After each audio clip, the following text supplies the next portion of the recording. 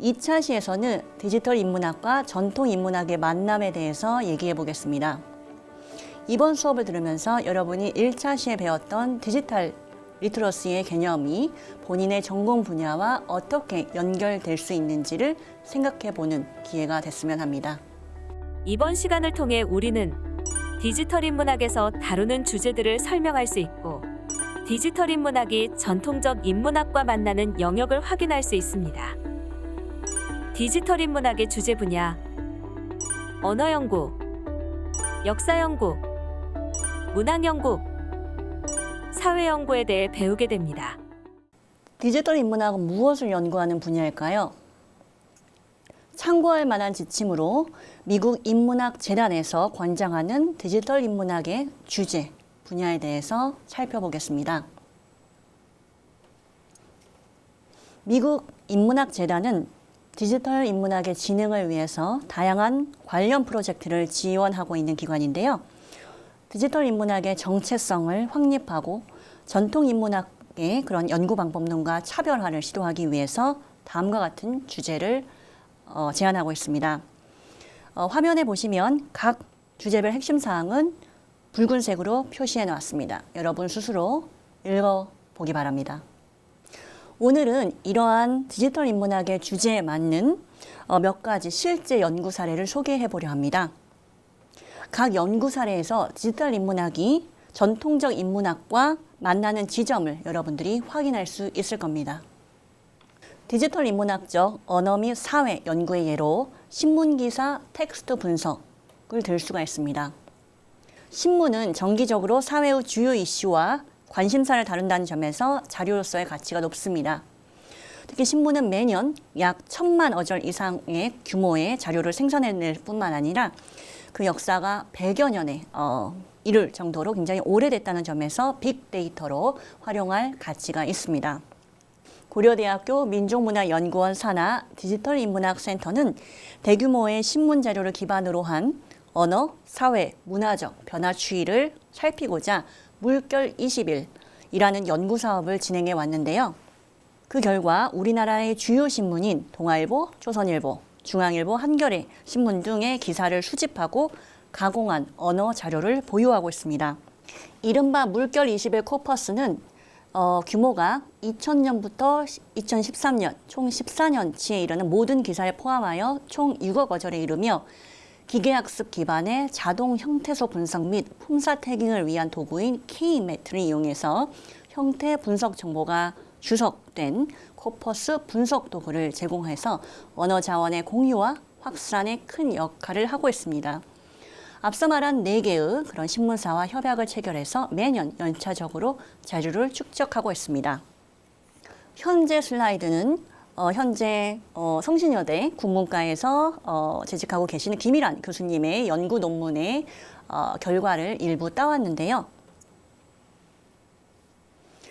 1960년대부터 2014년까지의 동아일보 그런 기사로 구성된 신문 빅데이터이자 롱데이터를 활용해서 다량한 분석을 시도한 것을 보여주고 있습니다. 이와 같이 대규모의 텍스트 자료로부터 유의미한 정보를 추출해내는 일련의 방법을 텍스트 마이닝이라고 합니다. 이에 대해서는 아마도 6주차 강의에서 좀 더 자세하게 다루게 될 겁니다. 텍스트 마이닝에 여러 가지 그런 방법이 존재하는데 오늘은 대표적인 4가지 분석 방법을 간단하게 소개하고자 합니다. 제일 왼쪽에 나온 차트는 행복과 희망이라는 단어의 연도별 상대 빈도를 분석한 결과를 보여줍니다. 어휘 사용 빈도의 변화 추이를 분석하는 일인데요. 어휘 사용 빈도의 분석은 대규모의 텍스트, 빅데이터를 이용해서 할 수 있는 가장 단순하지만 유용한 정보를 얻을 수 있는 방법입니다. 해당 어휘에 대한 사회적 관심을 보여주는 가장 1차적인 징표로 해석될 수가 있기 때문입니다. 이 연구에서 흥미로운 점은 특정 연도를 기점으로 해서 가령 행복의 사용 빈도가 희망의 사용 빈도를 처음 넘어서기 시작됐다는 점으로서 이와 같은 빈도 변화 양상에 대해서 다양한 해석이 가능합니다. 이는 인문학자 또는 사회과학자의 몫입니다. 이와 같이 특정 단어의 빈도 변화 추이를 분석함으로써 새로운 거시적 차원의 통찰을 얻을 수가 있을 겁니다. 두 번째 그림은 아마도 여러분이 많이 봤을 만한 그런 그림인데요.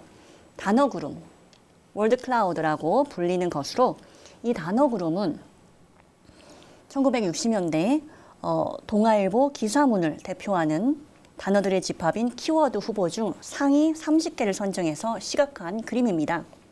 키워드를 통해서 해당 문서에서 포함하는 내용의 일단을 확인해 볼 수 있습니다. 문서의 규모가 방대해지면서 효율성과 정확성을 향상시키기 위한 통계적 키워드 추출 방식이 계속해서 개발되고 있습니다. 세 번째 시각화 이미지는 사전적으로 유사한 의미를 갖지만 완전한 동의어로 보기 힘든 유의어 짝인 천막과 외래어 텐트의 정확한 의미 차이를 문맥 정보를 통해서 파악한 결과를 보여줍니다. 특정 문맥에서 각각의 어휘가 어떤 단어와 함께 출현하는가, 즉 이들 어휘의 공기어 양상을 살펴봄으로써 어휘의 정확한 의미와 사용 양상을 알 수 있습니다. 마지막으로 살펴볼 텍스트 마이닝 기법은 토픽 모델링입니다. 여러분 가장 우측 화면에 보이는 그런 차트인데요. 토픽 모델링이란 텍스트의 어휘 분포 정보를 이용해서 텍스트를 구성하는 일련의 토픽을 자동적으로 식별, 추출하고 이에 대한 분포 정보를 요약하는 통계 모형을 말합니다. 화면 제일 오른쪽에 보이는 차트는 앞서 말한 신문 빅데이터의 기사들을 토픽 모델링하고 그 결과를 시각화한 것으로 토픽의 개수를 일정하게 지정했을 때 나타나는 토픽의 분포를 보여줍니다. 토픽 모델링은 거시적인 차원의 주제별 분포를 비교적 쉽게 포착해낼 수 있다는 점에서 의의가 있습니다. 이 네 가지 연구는 신문기사 속 단어, 즉 언어 자료를 이용해서 사회상을 살펴볼 수 있다는 점에서 디지털 인문학적 방법론을 사용해서 언어 및 사회 연구를 한 시도에 해당됩니다. 이러한 연구는 1차 시에 배웠던 R이나 파이썬 같은 프로그램을 통해서 구현이 가능합니다. 화면 좌측에 보이는 삼성 빅스비, 그다음에 애플사의 시리, 그다음에 구글 어시스턴트 등은 모두 스마트폰에 탑재된 음성 인식을 통한 인공지능 비서입니다. AI 비서는 스마트 기기에서 명령을 인식해서 실행합니다. 주로 특정 앱을 실행하거나 누군가에게 전화를 걸거나 아니면 검색을 요청하면 이를 인식하는 것이 주요 기능이죠. 화면 우측에 있는 아마존, 화면 우측에는 아마존사가 개발한 스마트형 스피커입니다. 역시 음성 인식이 가능한 알렉사라는 앱이 내장되어 있어서 음악 재생이나 알람 설정, 그다음에 스트리밍 팟캐스트, 오디오북 재생, 날씨, 교통 등 실시간 정보를 제공하고 상호 대화까지 인간과 기계의 상호 대화까지 가능한 기능을 겸비하고 있습니다. 이러한 음성 인식 소프트웨어 개발에는 컴퓨터공학자, 음향공학자, 전산언어학자뿐만 아니라 인간의 말소리를 연구하는 음성학자, 화맥과 문맥을 따져서 언어를 연구하는 화용론자 등 인문학적 지식과 통찰력이 있기에 가능한 기술 개발입니다. 현재 슬라이드는 여러분들이 쉽게 찾아서 내려받을 수 있는 발음, 음성 인식을 기반으로 한 발음 교정 앱입니다. 시청각 장애인을 위해 개발된 발음 교정 앱이나 영어도 외국어 학습 앱은 앞 페이지에서 설명한 음성 인식 비서와 같은 정교하고 복잡한 소프트웨어만큼은 아니지만 인간의 말소리, 즉 음성학적 지식을 기반으로 하여 만들어진 비교적 간단한 어플입니다. 이들은 사용자의 발음과 억양을 그대로 인식해서 틀린 발음이나 억양을 사용자 스스로 인지하여 교정할 수 있게 하는 서비스입니다. 여러분은 외국어 공부를 하면서 지니턱이나 파파고 아니면 구글 번역기를 이용해 본 적이 있나요? 이렇듯 컴퓨터 등 기계가 하는 번역은 불과 6, 7년 전만 해도 통계에 기반을 둔 단순 문자 번역을 하던 것에서 이후 인공지능에 기반한 신경만 번역으로 바꾸는 업그레이드가 일어났습니다. 이후부터는 번역 오류를 대폭 줄이게 되고 비격 시체와 같은 언어 사용력을 적극 반영을 해서 번역하는 등 그 성능이 날로 발전하고 있습니다. 인간 언어에 상당히 근접한 수준으로 번역하게 되어 있는데요. 이미 인간 번역사의 번역 속도를 능가하고 정확성 면에서도 버금갈 정도라고 합니다. 일각에서는 멀지 않은 장래에 기계 번역이 인간 번역가를 능가하는 그런 시대가 올 거라고 전망을 하고 있습니다. 지금 화면에 보이는 것은 한국 외대에서 통번역 수업을 하시면서 동시에 번역의 품질 판단을 기계로 하여금 하게 하는 정혜연 교수님의 연구 결과를 따온 것인데요. 어학 전공자이자 전문 통번역가 그리고 기계번역 전문가의 정혜연 교수님의 말을 빌리자면 문학 번역과 같이 창의성과 감성이 필요하고 따라서 완성도가 높아져야 하는 번역은 인간이 지속적으로 담당할 것이며 기계 도움 없이도 언어를 사용하는 상황은 늘 발생하기 마련이므로 기계에 의존하여 외국어 학습을 포기하는 일은 없어야 한다고 주장을 하고 계십니다. 지금까지 디지털 인문학적 언어 연구의 사례에 대해서 살펴보았습니다.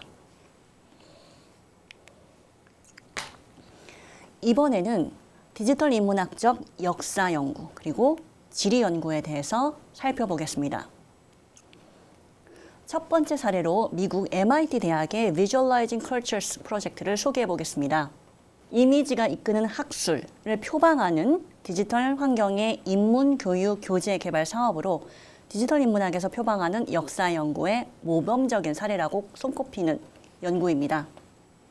역사적 사실에 관한 그림, 사진 등의 이미지 자료를 디지털 영상으로 제작하고 영상 자료의 구석구석에 담긴 지식의 모티브를 찾아서 학술적인 설명을 부과하는 방법으로 시각적인 스토리텔링을 구현하고 있습니다.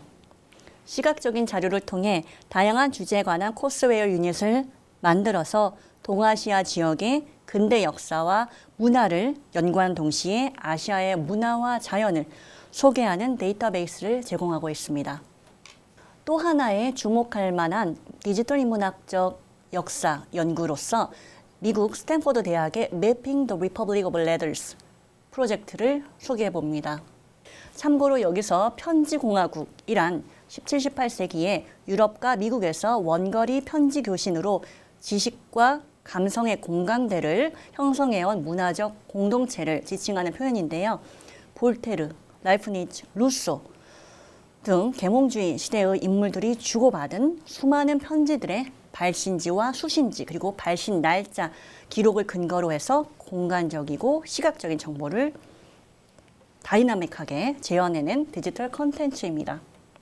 현재 슬라이드 화면에서 특정 시간대에 주고받은 편지의 발신 및 수신 위치가 세계 지도상에 표시되고 있는데요.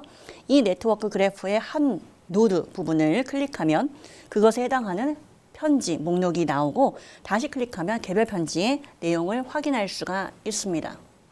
이러한 높은 수준의 시각화 프로그램은 물론 스탠포드 대학에서 컴퓨터공학을 전공한 전공자들에 의해서 만들어졌지만 이러한 기술적 응용이 가능했던 것은 먼저 이런 방대한 규모의 유럽 계몽시대 편지 데이터베이스가 있었기에 가능했던 것입니다. 사실 이 프로젝트에서 사용한 모든 데이터는 일찍이 영국의 옥스퍼드 대학에서 만든 일렉트로닉 인라이트먼트 전자계몽이라는 대규모의 데이터베이스를 그대로 따온 것입니다. 이 데이터베이스는 17세기 초에서 19세기 중반까지 약 200년에 걸쳐서 700여 명의 사람들에 의해서 쓰여진 6만여 건의 편지를 담고 있습니다. 편지공화국 프로젝트의 연구자들은 단순히 원문을 디지털화하는 것에서 그치지 않고 본문에 수만 건의 주석을 부과하고 관련 있는 사람들을 연결시키고 중요 키워드는 수십 개의 백과사전 등 다른 데이터베이스의 하이퍼링크로 연결되게 하였기 때문에 이토록 멋진 인문학적, 디지털 인문학적 역사 연구가 완성되었습니다. 우리나라에서도 역사 자료를 디지털하고 이에 대한 정보를 다양한 방식으로 제공하고 있습니다. 대표적으로 국사편찬위원회의 한국사 데이터베이스는 고대부터 현대까지 우리나라 역사의 주요 자료를 제공하는 웹사이트입니다. 지금 화면에서 보고 계실 텐데요. 현재 한국사 데이터베이스에는 모두 101종 800만여 건의 자료를 제공하고 있는데요. 대부분의 자료가 본문 텍스트까지 구축되어 있습니다.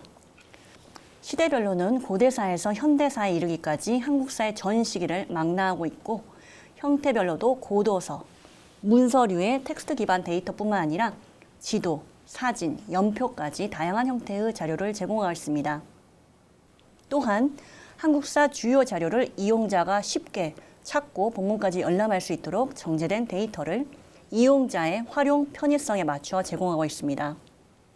이 한국사 데이터베이스에서 조선왕조실록 사이트를 잠깐 볼까요? 조선왕조실록 사이트에서 원하는 자료를 찾으려면 먼저 화면 왼쪽에서 보듯 사이트 메인 화면에서 찾으려는 자료가 있는 왕을 클릭하거나 화면 최상단에 있는 자료 열람을 누른 후 원하는 왕을 클릭합니다. 우측에는 태조 왕을 검색해서 찾은 결과들을 나타내고 있는데요. 자료 열람의 각 단계에서 원본 보기를 클릭하면 실록의 원본 이미지뿐만 아니라 필요한 부분을 음영 표시해서 따로 볼 수 있는 기능도 갖춰져 있습니다. 이번에는 역사뿐만 아니라 지리 정보까지도 디지털 인문학적 방법으로 파악할 수 있는 사례를 소개해 보겠습니다. 현재 화면에서 보이는 역사지리 정보 시스템 HGIS는 서울대 규장각 한국학연구원이 관리하는 고지도, 즉 옛날 지도를 데이터로 만들어서 플랫폼에 옮기고 고지도에 정리된 정보를 함께 저장하는 사업입니다. 이것은 1차 시에 배운 지리공간과 관련된 다양한 정보를 효과적으로 수집, 저장, 갱신, 분석할 수 있는 컴퓨터 프로그램인 지리정보 시스템 GIS의 역사적인 요소를 더한 시스템이죠. 현재까지 대동여지도와 조선지도, 해동지도 등을 디지털 기술로 구현하고 고문서에 나오는 읍지와 성곽, 산 물줄기, 교통로 등 지리 정보를 표시하고 있습니다. 일반 지리 정보 시스템인 GIS와 달리 HGIS에서는 만들어진 시기가 서로 다른 여러 가지의 고지도상의 지리 변화를 시간 순으로 비교할 수도 있고요. 고지도와 현대지도를 한 화면에 겹쳐두고 비교하는 것도 가능하고, 고지도에 나온 옛 지명을 현대지도 위에 표시할 수도 있습니다. 이렇듯 역사지리 시스템을 통해서 공간을 기준으로 역사 정보의 중심을 만들게 된다면 하나의 주제를 연구하기 위해서 여러 정보 플랫폼을 개별적으로 찾아야 했던 기존 전통 인문학적 연구 방법의 어려움을 극복할 수가 있을 겁니다.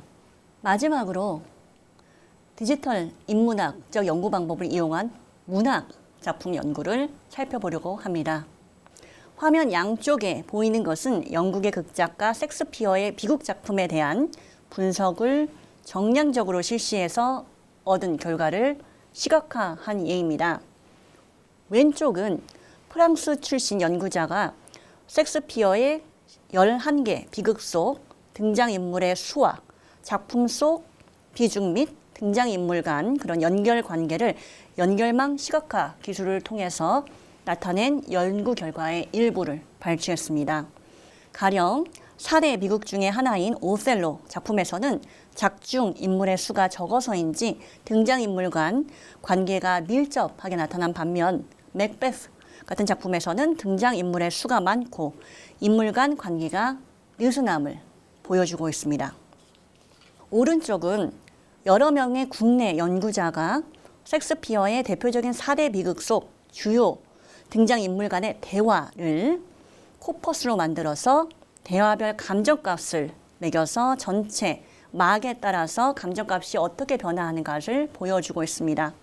4대 비극 작품이 공통적으로 2막 중간 지점부터 부정과 긍정의 감정 누적값이 교차하는 지점이 발생하고 있지만 작품의 마지막 끝부분으로 갈수록 감정의 선 그래프는 사뭇 다른 양상을 보여주고 있습니다.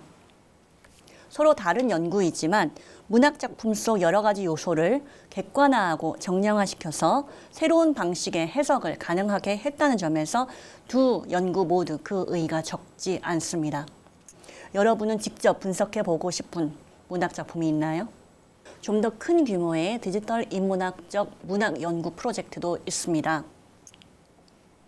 두 가지 프로젝트를 소개할 텐데요. 좌측에는 미국 캘리포니아 버클리 대학 도서관에서 운영하고 있는 마크 트웨인 프로젝트 온라인이라는 프로젝트인데요.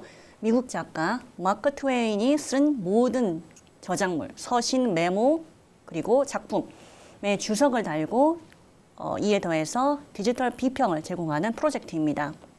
우측에는 스페인 꼬르냐 대학 그리고 스페인 정부, 갈리시아 자치정부가 1992년부터 협력해온 연구 프로젝트의 결과를 보여주는 포털 사이트인데요. 스페인 문화의 황금기인 16, 17세기의 문학, 역사, 도서 및 미술사 연구 자료를 제공하고 있고요. 개인 또는 기관이 소장한 황금세기 시대의 작품들, 그리고 주요 사건 및 인물 간의 관계, 장소 사진들을 하이퍼링크를 통해서 관련 데이터베이스로 입체적으로 연결해주는 서비스를 제공하고 있습니다. 관심 있는 학생들은 두 사이트를 한번 방문해 보기 바랍니다. 이번 시간을 통해 학습한 내용은 다음과 같습니다. 첫째, 디지털 인문학은 기존 인문학의 영역을 침해하지 않는다. 둘째, 디지털 인문학은 기존 인문학을 디지털화시키는 작업에 한정되지 않는다. 셋째, 디지털 인문학은 기존 인문학 연구 방법에 참신한 시각을 제공하고 새로운 해석을 시도한다. 디지털 인문학은 기존 인문학의 연구 영역을 확장시키고 다양한 해석을 가능하게 합니다. 이번 수업에서는 디지털 리터러시가 무엇인지, 그리고 기존 학문 경계와 디지털 인문학의 만남에 대해서 배웠습니다. 이번 수업을 마친 후 여러분의 전공 분야와 관련된 본인만의 디지털 인문학 프로젝트를 구상해보고 필요한 디지털 툴이 무엇인지 한번 생각해보기 바랍니다. 어떤가요? 이제는 디지털 인문학이라는 용어가 좀 더 친근하게 들리시나요? 이상으로 3주차 디지털 리터러시에 대한 강의를 모두 마치겠습니다. 감사합니다.